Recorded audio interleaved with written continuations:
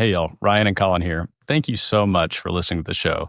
If you have gotten any value from the show, and if you resonate with our thoughts on how we serve clients and happen to have a client moving to the Dallas-Fort Worth area, we would love to serve them. Our promise to you is that we will take exceptional care of every single person that you send our way, that we will collaborate with you every step of the process to make sure that it is a seamless experience for everybody involved. And we're going to offer you a generous referral fee as a thank you for trusting us with that relationship. Now, you can connect with us through our social channels, or you can go to our website, all of which are linked in the show notes. As always, we appreciate you a ton. Now back to the show. Hello, everyone. Today is our pleasure and our privilege to be joined by Leonard Steinberg. Leonard is, for those of you who live under a rock or have not heard, Leonard is in Manhattan and operates in Manhattan and Brooklyn predominantly, but is known at least by those who are within Compass, also as the chief evangelist for Compass. And so Leonard is in my inbox every single day. I feel like I know him better than I do, but we're going to get a chance to get to know you a little bit better today. Leonard, thank you for joining us today. Thank you. I think I'm known as Inbox Litter or In Litter Box, something like that. You get high priority in my inbox each morning. I will assure you of that. Well, Leonard, we're going to start in the same place that we start every episode. And if you've been in this business for any length of time, you have likely run into a unique circumstance or a crazy story. I'm curious if you might be able to share with our audience what comes to mind when I say, what is something crazy that you've experienced in your real estate career? Well, I've experienced thousands of crazy things, and I experience at least 1 to 2 crazy things per day, in that I have the worst recollection for names on the planet, and I'm dyslexic, and I have ADD. And you put those 3 things together in real estate, and you have to wonder how I'm even standing. But I think one of the funnier episodes was when I was attacked by a parrot. That's the one last thing I would have expected when entering an apartment, that I would be literally attacked by this huge parrot. And that was followed by finding someone passed out on the floor with used needles.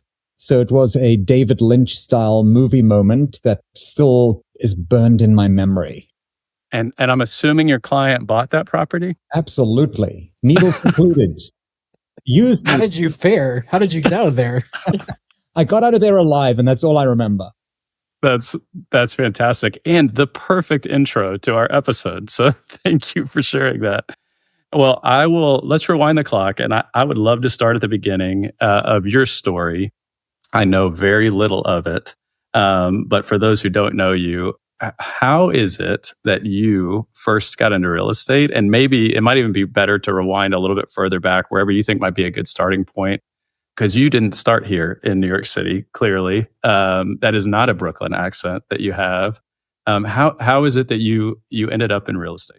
I fell into real estate almost accidentally, but I almost did my first real estate deal at the age of 6. When I put a for sale sign up on my parents' house, and our neighbor, Mrs. Papalatakis, came running over with a checkbook because she was elated to buy this house for her daughter. It didn't happen, of course. But I started out in South Africa. I started out in fashion, and I came to New York on vacation at the age of 20. And I was kind of fascinated by the prospect of maybe getting inside behind the scenes of what was happening in the fashion world. Mm-hmm. Put out my resume to hundreds of people. I actually went door to door handing out resumes in bright red portfolios so that they would stand out in their very chic gray and beige New York offices. And I received several job offers, one of which was a job offer in Dallas. And I'd watched the first 126 episodes of Dallas. So I thought, I'm going to Dallas. I'll go see what's happening in Dallas. I went to Dallas thinking I'd be back in, a week. And I happened to stay because I decided, why not get a green card? And it just, maybe I'll get a green card in 6 months. Well, that took 5 years. And so I stayed in fashion for another 6 or so years because I had started my own company while still working at this job. And I ended my fashion career rather abruptly because, fashion makes real estate look like a walk in the park. And wow. I embarked on a musical career, actually, because I play the piano really amateurishly. So when you do something really amateurishly, what do? You forge a career out of that, which was a even bigger failure than fashion. And I think I almost had a record deal in Taiwan, but that never happened either. So my music appealed to people who are mostly deaf. But the bottom line was I quit. I'm sure you're a great pianist. Terrible. Mediocrity is my middle name. But I actually quit then, and a friend of a friend said, why not do real estate? And I said, well, I love real estate because it actually built homes while I was living in Dallas, actually. And while I was living in Dallas, I was traveling the country a lot. I would go to New York and Los Angeles a lot, kept an apartment in New York. And then I moved to New York full time. And I said, well, why not try real estate? I'll learn a bit of how the business works. And then maybe I'll start doing some of my own development. And that was over 26 years ago. And flash forward, here I am still doing real estate. So something worked. Well, I want to double click on Dallas, and that's purely selfish just because we live in the Dallas area. So I'm so curious to hear, when you were in Dallas and you were building homes, what exactly were you weren't on top of houses with a hammer and nails. What is it that you were doing? You would be surprised how good I am with a hammer and nails, by the way. I believe that. I built 2 townhouses on Wellborn, and it's interesting that a Compass team just recently sold one of these homes. And the reason being that I was so stupid not knowing what I was doing that when asked at the local municipality what I should name the subdivision, I just said Leonard Steinberg. I didn't come up with like the acres on Wellborn. I came up with just Leonard Steinberg because I didn't know what I was doing. And because I have a Google alert, every time that property sells, I get a notification that a home is sold in the Leonard Steinberg subdivision, which is just the stupidest name ever, knowing a little bit more about real estate. That's incredible. So you were a developer.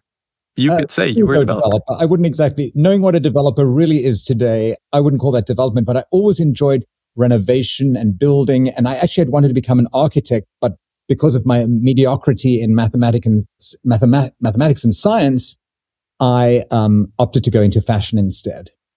Well, we had Jonathan Spears on to the show, one of the past episodes, and he described himself as a tastemaker, which I love that description. And I do think the longer you're in this business, the true professionals, they do tend to stand out as tastemakers, coming from a fashion background and having an eye for aesthetic quality and design.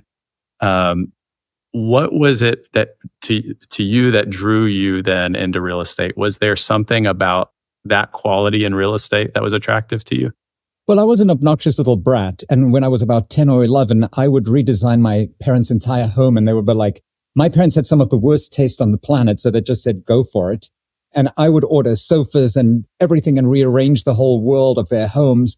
And that, was an outlet for me, a creative outlet. But I think my biggest creative endeavor started by getting involved with the gardens. My parents had really exquisite gardens at home. Mm-hmm. And I took charge of those gardens because my parents didn't understand gardening even. So, they just had the lawns cut and the hedges trimmed and all that other stuff. But then I took it to this whole new level. And that to me was a big creative outlet. So I've always been very aesthetically aware, much to the confusion of my parents who had zero aesthetic awareness, although they did appreciate that for sure. And over time, I think you train your eye because initially I'd wanted to be an artist. And my dad said, why don't you just be an artist and live off inheritance? And my response was, it's not enough money. So there you have it. I was almost compelled to get into industry.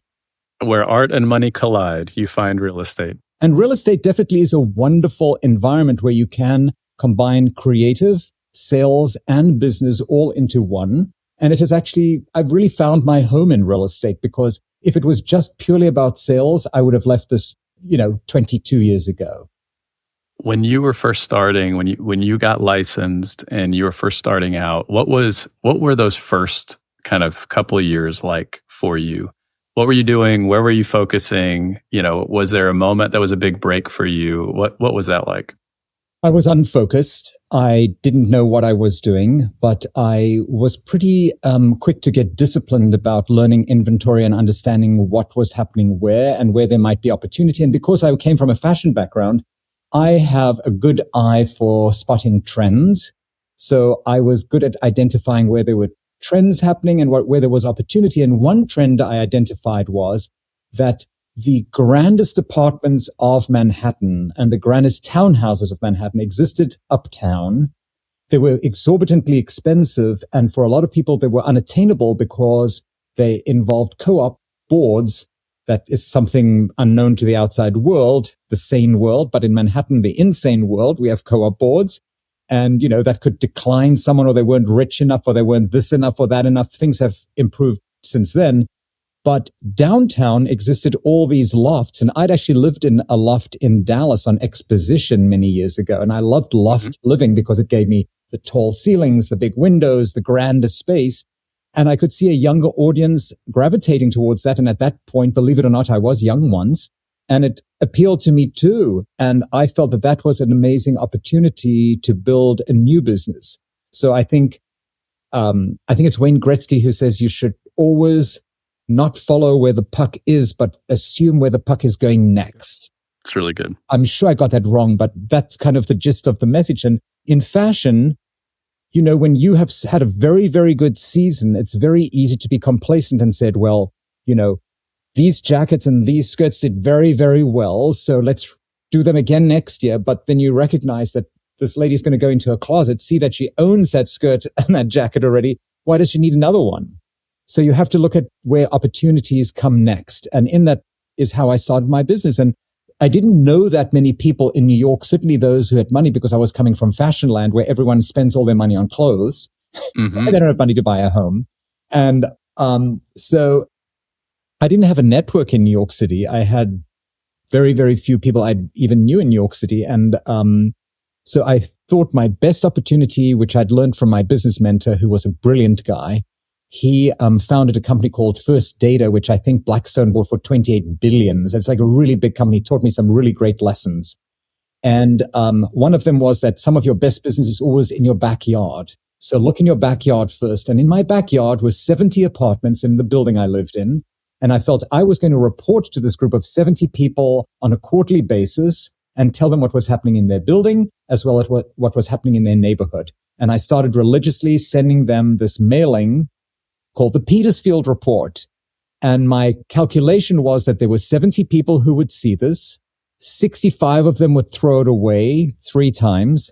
And then maybe the 4th time they would start reading it. But more importantly, 70 people each know at least 100 people, either through work or socially or family in the city and around the country. And therefore, I would be communicating to 7,000 people, not just about the Petersfield, but about me and how this could message to them that I took what I did seriously. I looked for information and insights they may not have. I informed them of things they didn't know about. And I showcased whatever property I knew about exquisitely. And in those days, exquisitely would be considered hideous today because we've advanced dramatically aesthetically. I mean, do you remember what the pictures used to look like of real estate 20 years ago? You probably weren't born. All you have to do is look in the MLS, right? Yeah. Or worse, in New York City, we had little classified ads that were this tiny and said 1BR, 1BTH. What is that?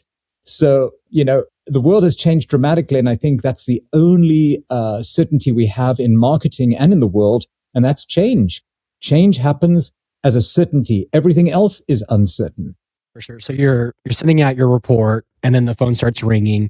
How are you building rapport, or what does that look like as far as moving to transaction? I wish it had been that easy. The phone did not start ringing. The phone remained very silent. And the only thing I heard at my desk was me playing with the keyboard, pretending I was busy because I had no idea what to do.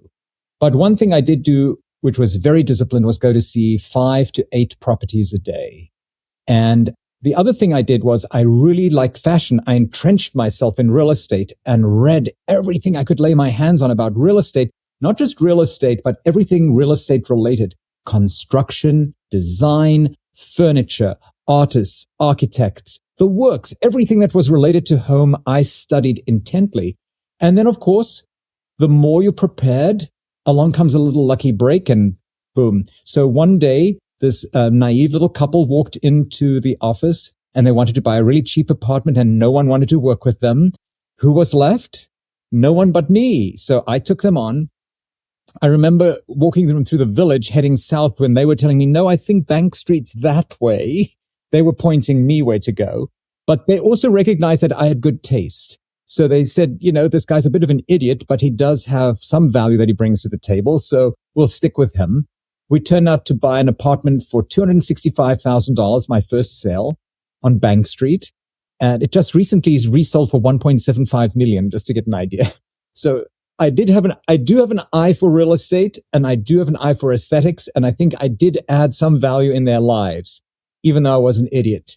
And then, one after the other, there were referrals. Personal was the best by far. And a friend of mine who wasn't really a close friend even called me up one day and said, you have to speak to my boss. And he handed the phone to his boss and said, this is what I'm looking for.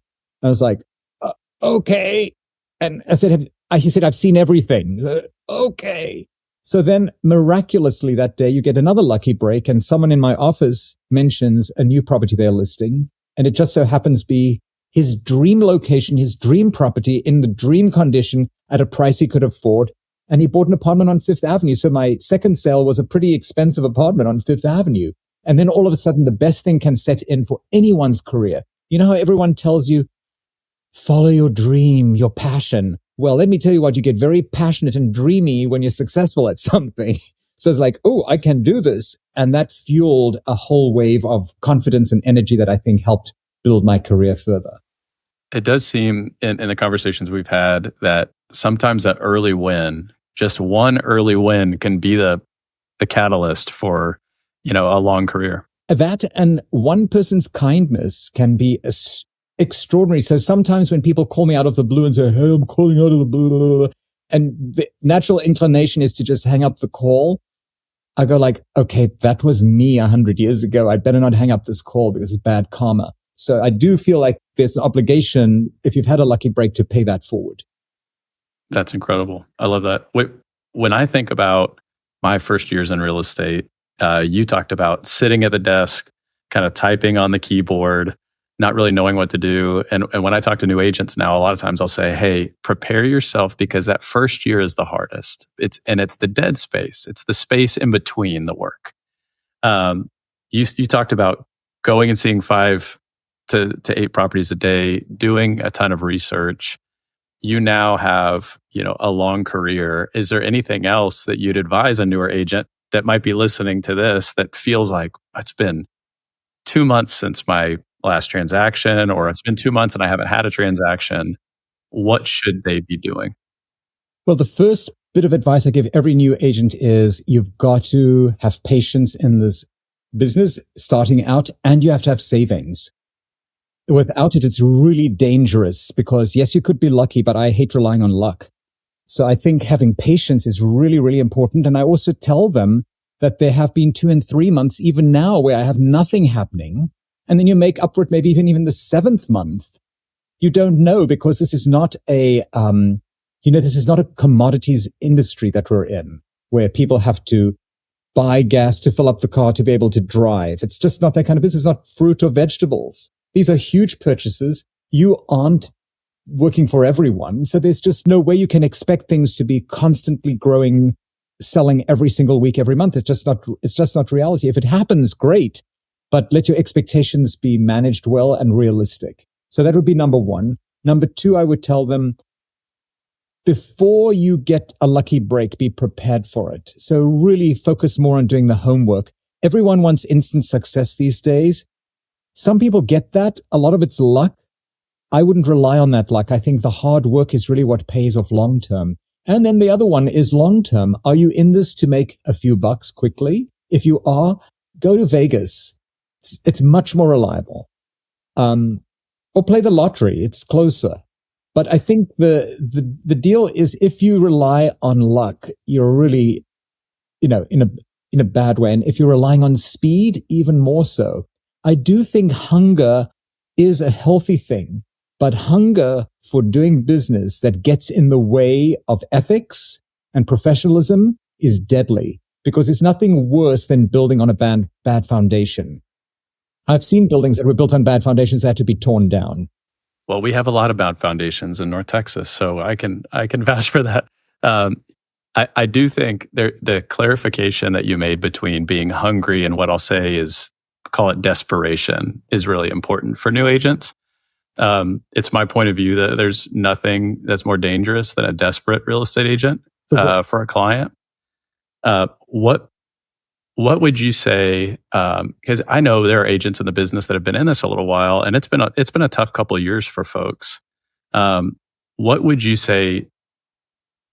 Tell to agents to guard against that desperation, or what are some warning signs maybe for agents that they need to be aware of, so that they're not putting themselves in a position to not serve their clients particularly well because that's creeping in?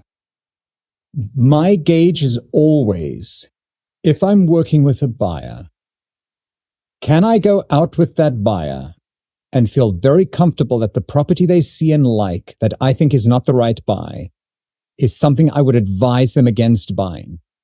Because that is the best gauge as to whether you're acting in your best interests or your client's best interests. And if you're acting in your best interests, get out.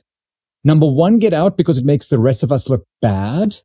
Number two, it'll probably be a short-lived career. Or number three, you'll end up in jail. Absolutely. That is fantastic advice. So we've talked about the beginning of your real estate career. At some point, presumably, you kind of got past this survival mode into something that was more sustainable. And eventually you became a tastemaker yourself. What was that transition like? And how did you see your business evolve from once you got past a place of kind of survival? So I never view myself as a tastemaker. I cannot, that level of arrogance I'm working towards, I will get there. It's my mission statement. I can tell you and arrogance do not actually exist within the same category. So I am not worried about that. I am a taste facilitator. That's great. I've always felt that my first lesson in real estate was with Lydia Sklar. She was one of those mink coat ladies. And the first lesson she'd said, and with numerous classes I took with her post my first class, which was for continuing ed in the days where you had to do it, live.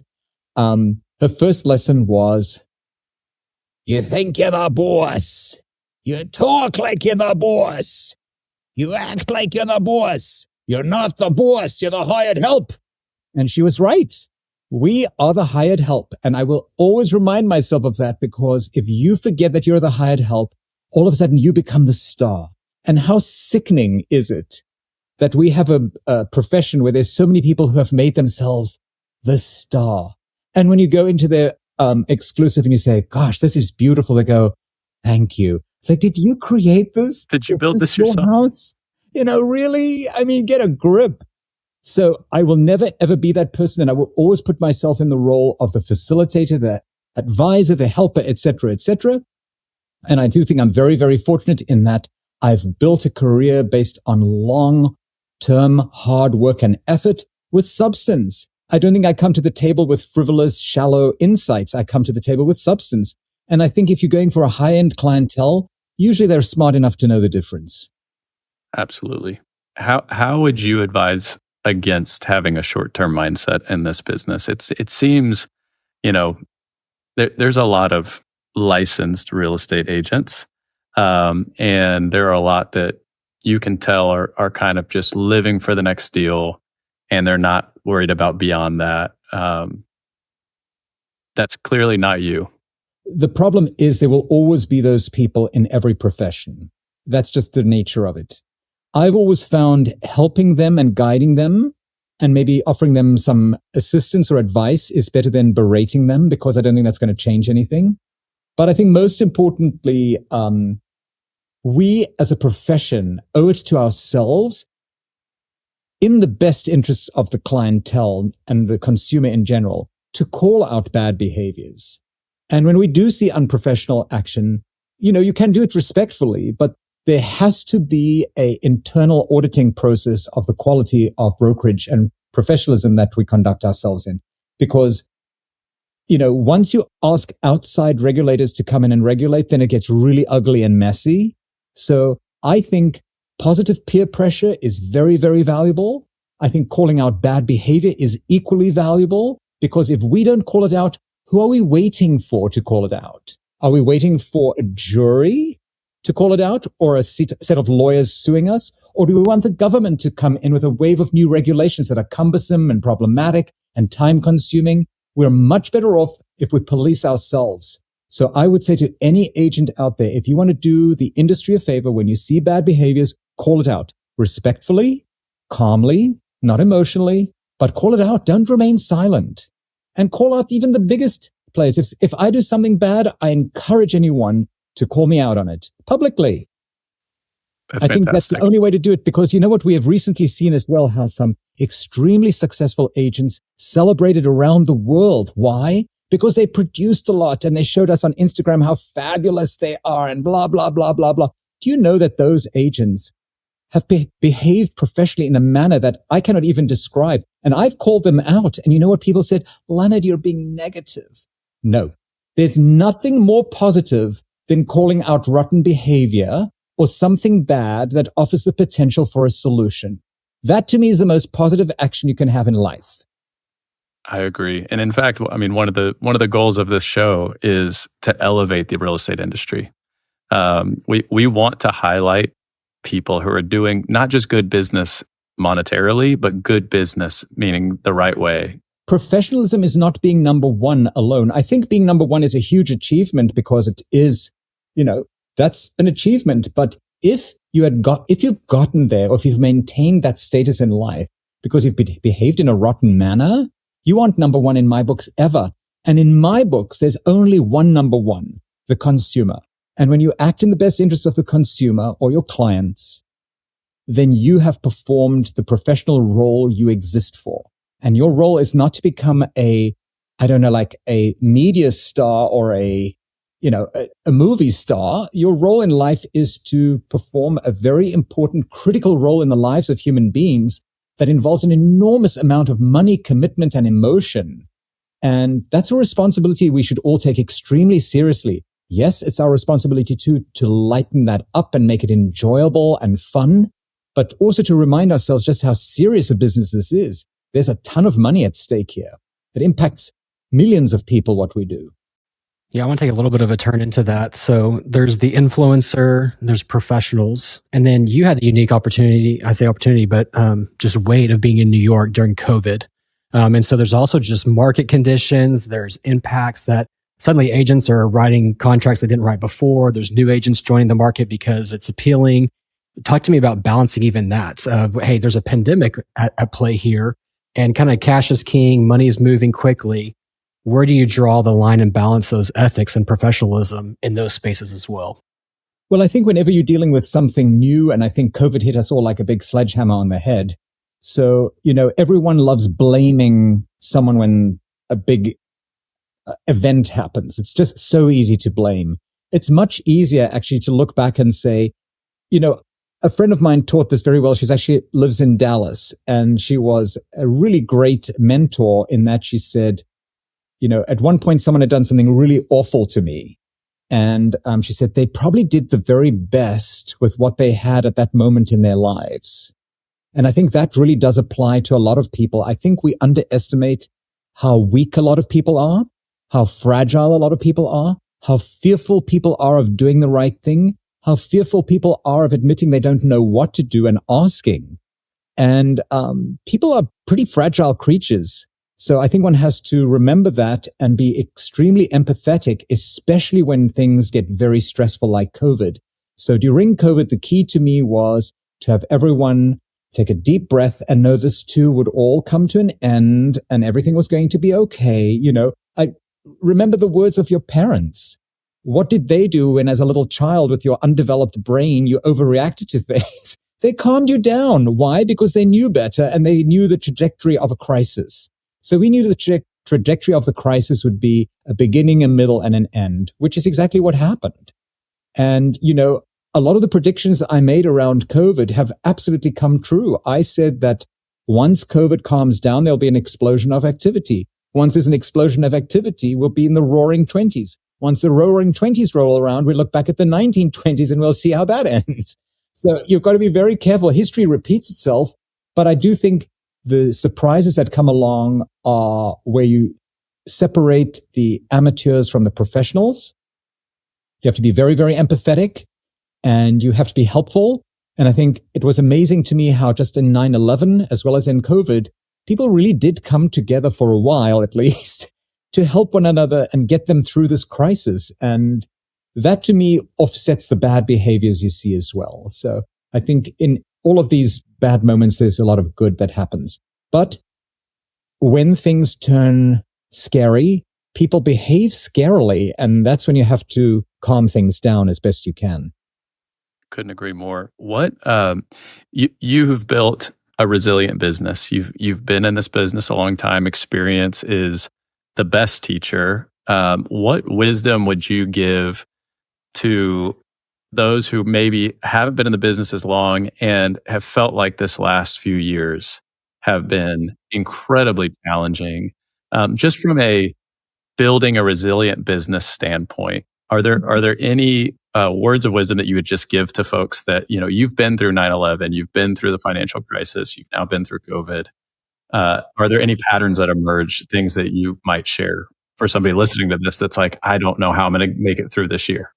Well, I think the first thing to do is I always get in a plane and travel somewhere, because the best part of travel to me is when you take off and when you're down on the ground, you see all this stuff. And then when you get up in the air, you realize it's all very small.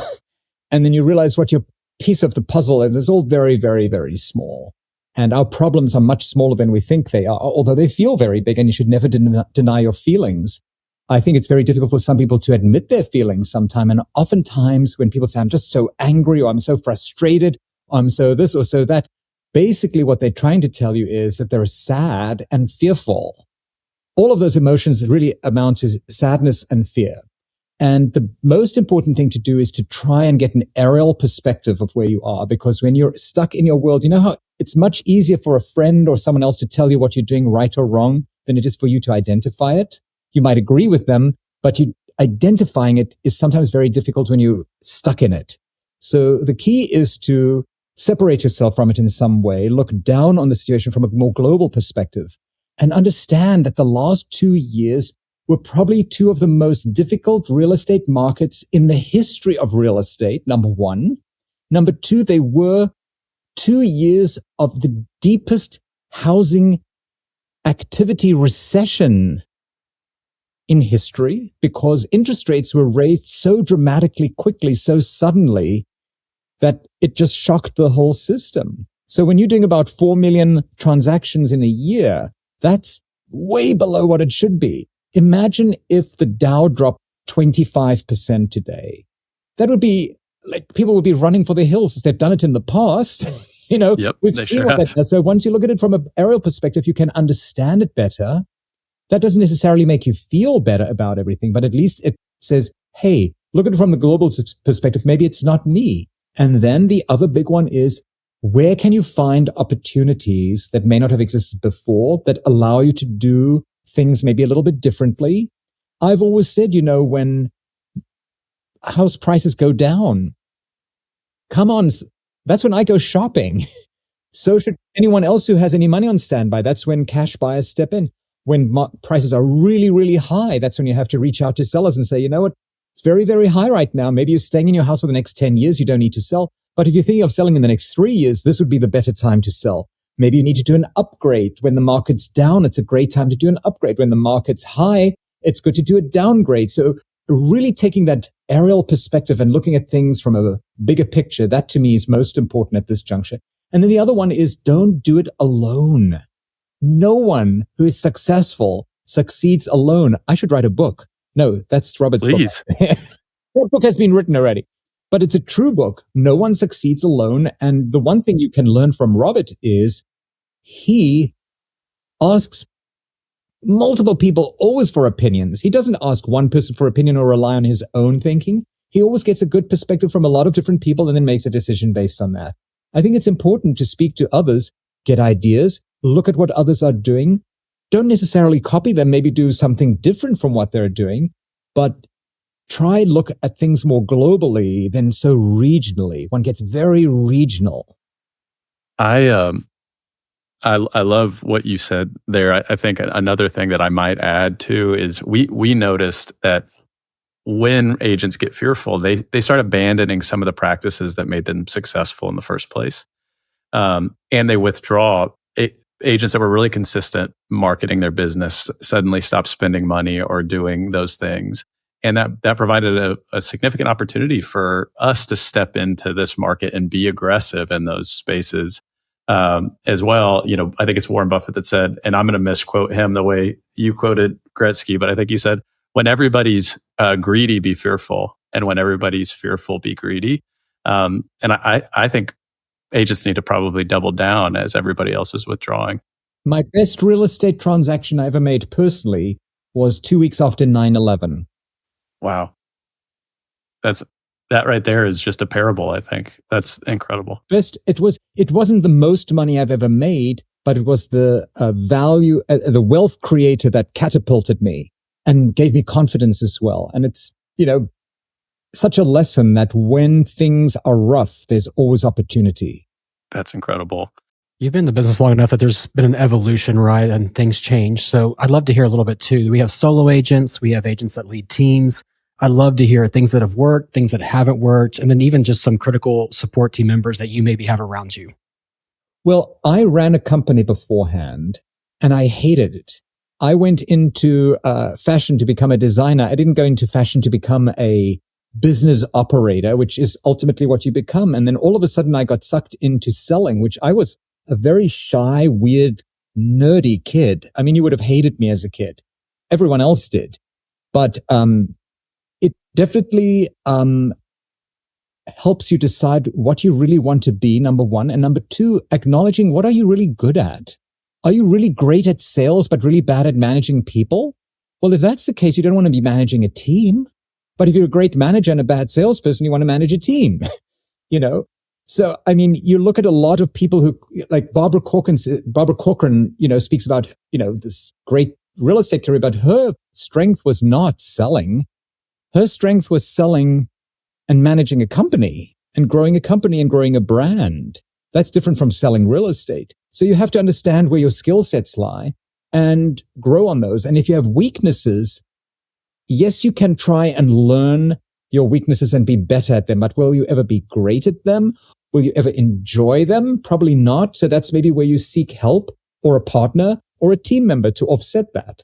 And when I started out, everyone was an independent, individual agent or an agent with an assistant.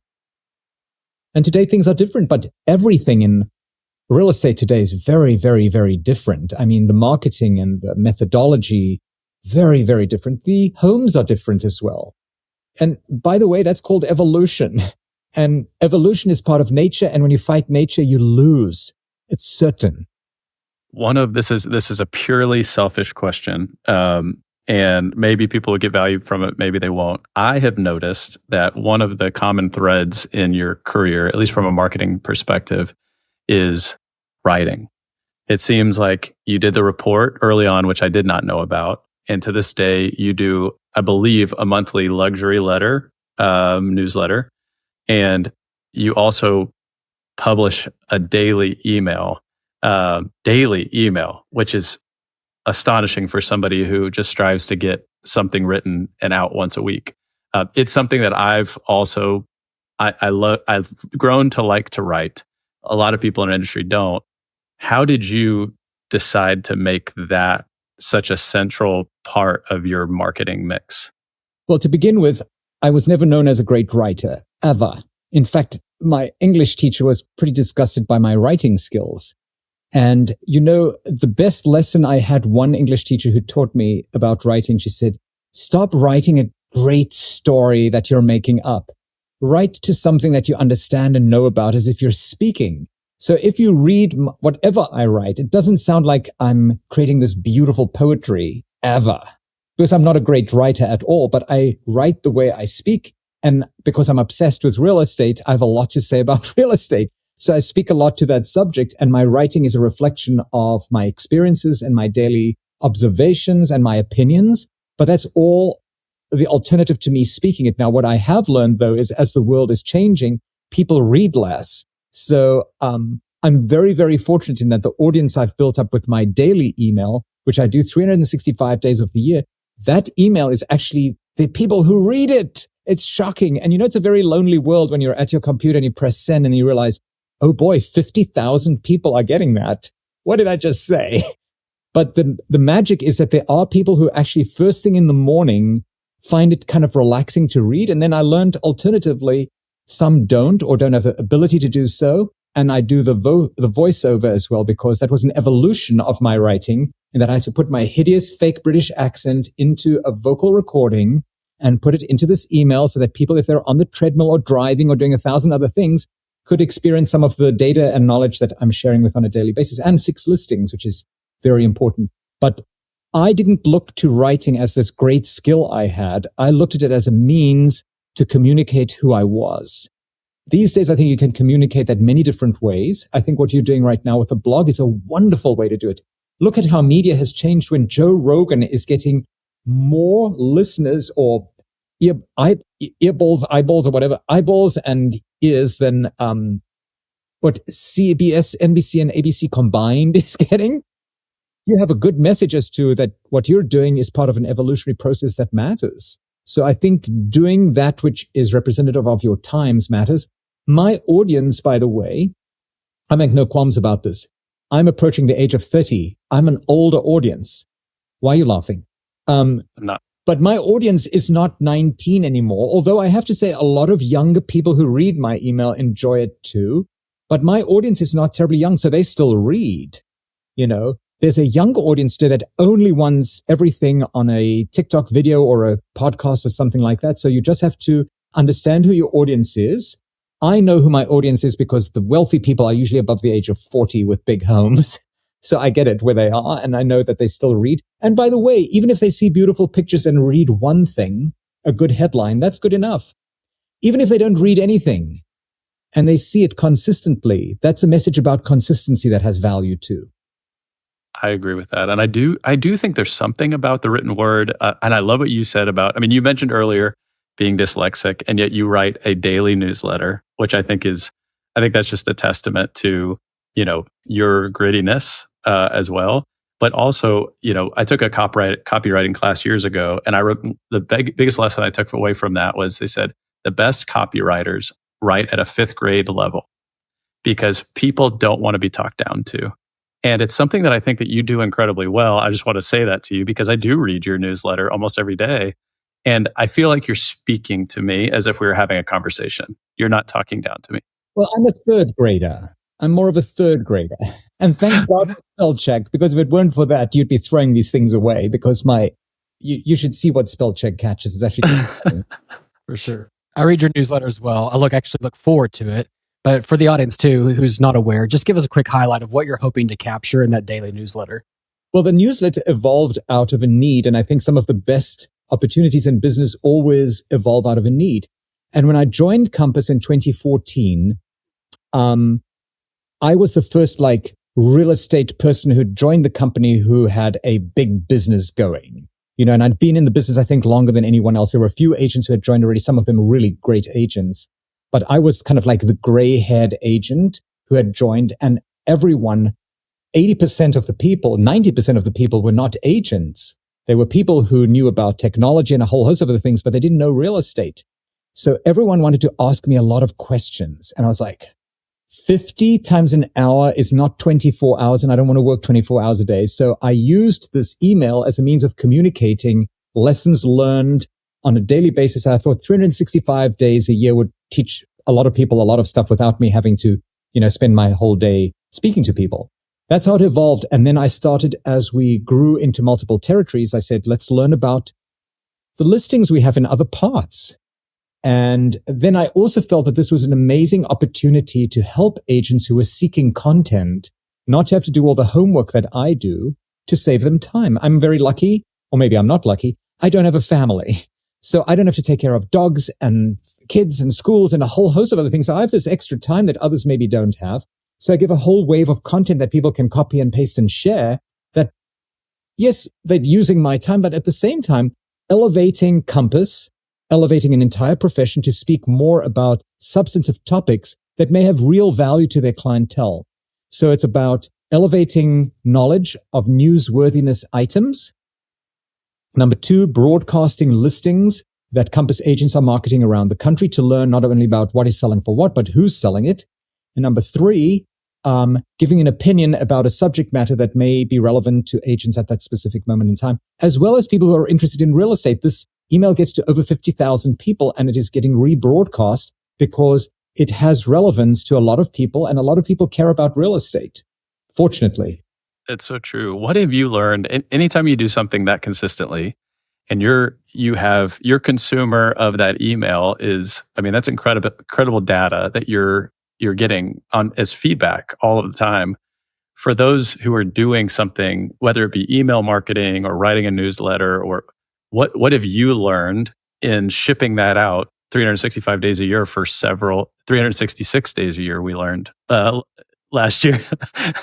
But Ooh, did I learn that? What have you, what have you learned doing it that much that has evolved over time? What advice would you give?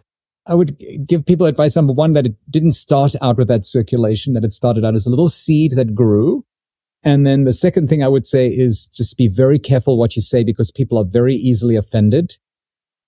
And I think these days people are very scared or reluctant to voice their disagreement with something. And sometimes when people email me and disagree with something, I thank them for it. And I give them my perspective. And sometimes I change their perspective, and sometimes I change mine. And that's the way it should be. So I think the big message is people are a lot more sensitive than you would imagine. And you've got to be very careful with certain topics because they are supposedly off limits, although I don't care, frankly. I think everything should be open for discussion. And I think it's healthy to have healthy debate. And if people, if someone wants to cancel me, go for it. Cancel me. I don't care.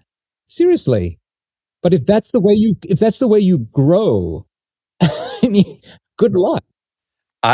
That's what I was hoping you would say, something along those lines, because I've noticed you have a point of view. I love that your personality and your thoughts make it into your work, and you don't shy away from that, because I think I've noticed a lot of marketing has become so bland. Well, I have a very serious senior banking client who said to me once, he said, "You know what?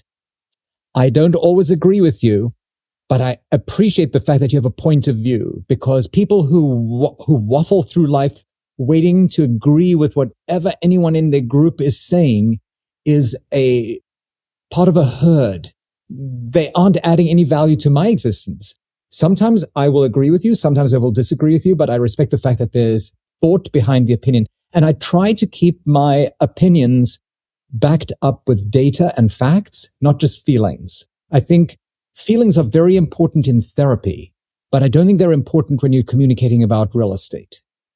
Well, and I think for you, not everything that you write about has to do directly with real estate. But when you express a convicted point of view, you're communicating to people that might be future clients that you are a thoughtful person who thinks deeply about things and is willing to speak what you believe to be the truth, which means when they work with you, they can be assured that you're going to be direct, that they can trust that you have an opinion. Everyone who reads my communications kind of knows exactly what they're getting. That's fantastic. I love that. It's, it's actually much more honest. I've found sometimes that the most angry, like resentful, dangerous people are the ones who are silent and smile. When someone tells you the way it is, you really know where you stand. That to me is often more valuable than someone who's just being so well-mannered, but really wants to tell you off. That's exactly right. Let me defend myself, but tell me off or agree or disagree. But, I think there is an old saying that says, if you have nothing nice to say, don't say anything. How boring would life be? You have to have a little bit of a little bit of friction is what drives everything forward, including in science. If you think about it, what drives energy? It's friction. Friction is good for propelling things forward. And I think another metaphor, I think, a magnet has two sides. You've got an attract side and a repel side. And I think by being yourself, you're going to attract somebody that appreciates your perspective, and you'll repel somebody that wouldn't be maybe a great person to work with in the first place. And then there's all the other mamby-pamby BS now going around that is just so exhausting with like, I'm going to be my authentic self. I'm going to share my story and collaborate. I mean, it's like every cliche adjective is out there about being this like, very in the moment. I'm going to be very present. Really? If you aren't present, you're asleep, But there's so many psychobabble words out there right now that I actually find funny, but I'm sure there's someone who's going to listen to this and go like, how dare he? How dare he say that? You're known for being the chief evangelist, your resourcing agents, even this, it's just been gold, such a huge help. But I'm curious too, where do you go for inspiration? So you're seen as the mentor, but where are you going for either inspiration in the business, education, things like that? Well, I do think one aspect to, I think what fuels my perspective is the fact that there is one advantage of being a little bit older in that life's experience teaches you a lot of lessons that if you're paying attention are invaluable, because they're not only lessons that are of a theory, they are lessons that you've probably practiced or experienced. And I think that has enormous benefit to speaking to others or giving others advice or opinions.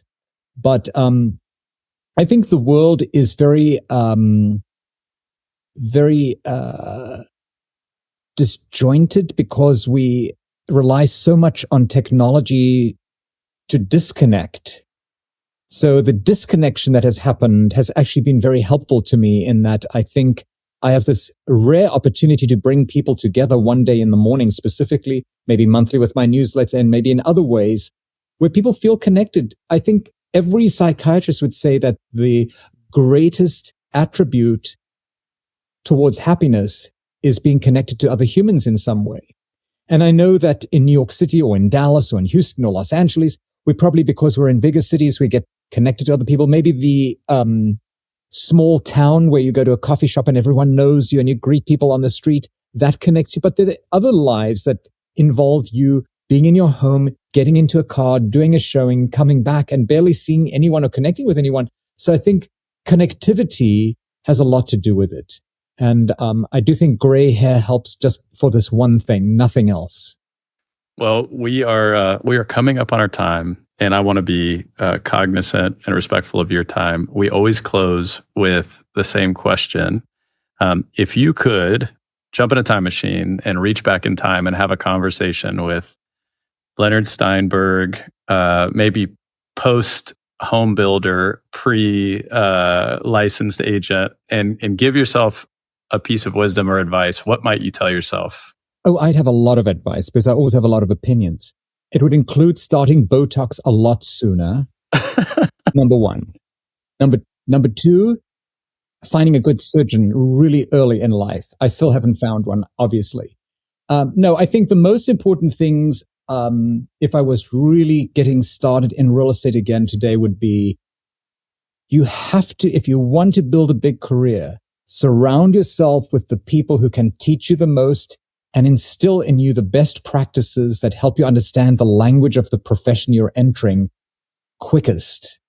And to do that, it's probably easiest to accelerate that process by either becoming an assistant to someone or joining a team. I think when you do that, it just accelerates everything. And I fortunately had some colleagues who I kind of partnered up with, but it's really not the same when you're in a team and you have someone to bounce ideas off and you do that and I'll do this, et cetera, et cetera. I think when two people are doing the exact same thing, it's pointless, or 5 people doing the exact same thing, that's pointless. But if different people bring different elements of value to the table, that to me would be very meaningful. And I remember the most I learned in those days, and I worked at the first Barbara Corcoran office in the village. She owned the townhouse. She didn't pay a commission on the purchase, by the way. But the agent who did the sale reminded me of that every time she saw me. She said, I sold her that house and she didn't pay me a commission. I said, you watch out for that, Barbara. She was hilarious. But I learned in that office because everyone came to the office. I would sit there pretending I was working on the computer. But what I did hear in the background was all this chat about all these deals being made and people doing this and people doing that. And that's how I learned the language, the way people who go to Italy now for 2 months vacation watch TV and come back speaking Italian do. So I think being around the language is very, very important. Learning good habits first, because it's very easy to be influenced or inspired by someone with really bad habits. The worst thing we have right now is that there are still some very successful agents who behave atrociously. And unfortunately, they are the inspiration to some who say, well, that's how you have to behave if you want to be successful. I think reality TV has done that in a big way. Not everyone, but these reality TV players who I don't know what they're selling. Like when I see something like Selling Sunset, I'm like, what are you selling? Or is that an OnlyFans page? So you have to be careful that message to the brokerage community is like, hey, this is what it takes to be successful. And miraculously, some of these people are very successful. So one's got to be very careful to align yourself and surround yourself with the kind of people you aspire to become. I think that's a great note to end on. Leonard, you are a true professional. We have both, I know, benefited a lot from your influence, even from afar, even though this is the first time we are now meeting virtually. Thank you for spending an hour with us. Thank you for your wisdom and thank you for your point of view. I just appreciate that you came in honest, you came in yourself, and that is all we could ask for. Well, thanks to you for doing what you're doing, because I think it's so important to message to the world what we really do, which is so different to just opening doors or the superficial BS that the consumer is fed on a daily basis. So bravo to you for doing something that I think is absolutely pitch perfect for our moment in this culture. That's great. Leonard, you're a household name in the Compass community, but for those who don't know you, where can they find you? Instagram, website, where can they go to connect? Hiding under a bridge. I'm ls@compass.com. You can reach out anytime. I will either respond immediately or never. Beautiful. And on that note, we're going to call it an episode. Have a good one. Okay, we just had Leonard Steinberg on the show from New York, Manhattan specifically. My cheekbones are hurting from laughing so much. He was just such a great interviewee. We had a really great time. But Ryan, give me your just kind of initial thoughts out of the gate. Yeah, I mean, I think there's almost too much to draw from. But he is definitely our most entertaining show, I think, so far. I feel like he is just so absolutely himself at every moment. It's very clear that he understands his point of view. He is willing to be honest and direct with what he thinks. And it's refreshing to me, I think, in a time when I've seen, especially agents in this industry, kind of, and maybe it's just the cultural moment we live in, kind of pull back from having a perspective, when really it is very much our professional perspective on things and our willingness to have an opinion that can set us apart in this industry. And while he kind of shied away from, when I said being a tastemaker, he's a trend spotter for sure. And in order to do that, I think you have to be willing to have an opinion. And I love that he's willing to do the work, do the research, understand the variables, whether it be, going, he said early in his career when he wasn't busy and he's twiddling his thumbs, he got up from his desk and went and toured 5 to 8 properties a day. You can have an informed opinion when you're doing the work to have an informed opinion. And so I just appreciate that about him. I think that is something very unique about him. I think he brings a lot of wisdom to the table. I also think his background in the fashion industry really played a lot into his story. I mean, I think we didn't talk about it a whole lot, but just understanding how competitive that is, and then the insight that he brought to the table about how quickly trends move in the fashion industry and how you always have to be looking ahead. He's in New York City. in a constantly changing market, probably the most rapidly changing market in the nation. And his like thoughts on spotting opportunities and kind of being ahead of where the puck is moving, I thought was really great. I think that's especially right now in this moment where agents, I think, are feeling stuck and they're feeling like all these things are against them. And that's not every agent, but a lot of agents are. It's like, hey, you know what? Things are constantly moving. Trends are constantly moving. Where can you identify the opportunity for you and your business and for your clients? You know, where is the next neighborhood that's about to pop, or where is the next, you know, opportunity for a deal to be struck where you can actually negotiate something great for your clients, or in your business, where's the next opportunity for you to market where other people aren't marketing? So I loved everything that he had to say about that. There's a whole lot else, but what kind of caught your attention? Yeah, there's definitely a lot there. One thing that stood out, and it's a theme I think I'm seeing with these agents, it's integrity, right? And so we're talking about success, how to run a business, how to operate at a high level, and all those things are incredible. But I love that the theme in all this, it's not overnight success.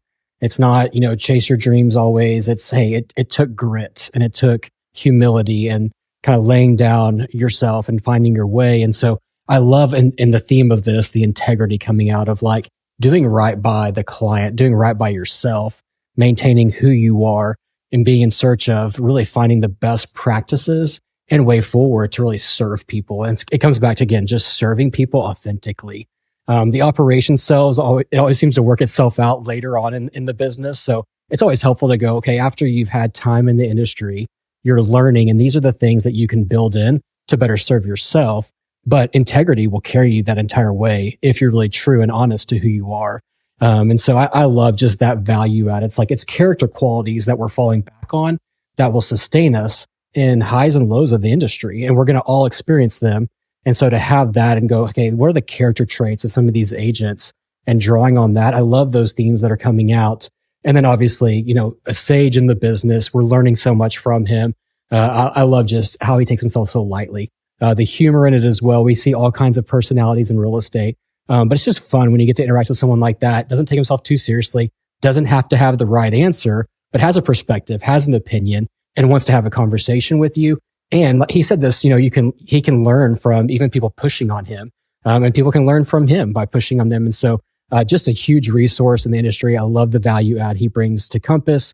I really hope that just gets extended all the more to other agents as well. I kind of building on that, I think two other things that he said. One was, and this seems to have come up multiple times in our conversations, but if he was starting over, he would jump in and try to identify people who are really good at what they do and learn from, you know, other people. I think that's kind of, that speaks to that humility and, you know, honing your craft, getting good at your craft. And then the question about, he brought up basically desperation and that like sense of desperation and how you need to have like, you have to have your client's best interest in mind at all times. And I thought this was a good like temperature check, so to speak, was he said he knows that he's in a good place when he can walk into a house with a buyer and he can advise them that this is not a good house for them. And he's willing to tell them that this is not a house that you should buy. And I think that is a very practical, very good, you know, temperature check for any agent to know like, okay, if I put myself in a position where I'm getting a little bit too desperate and I'm compromising my ability to be a good fiduciary for my client because either I'm not saving enough or I'm spending too much or whatever it may be, like what correction do I need to make so I don't feel that way? I thought that was gold. Yeah, Leonard Steinberg, you were awesome. Thanks for joining us.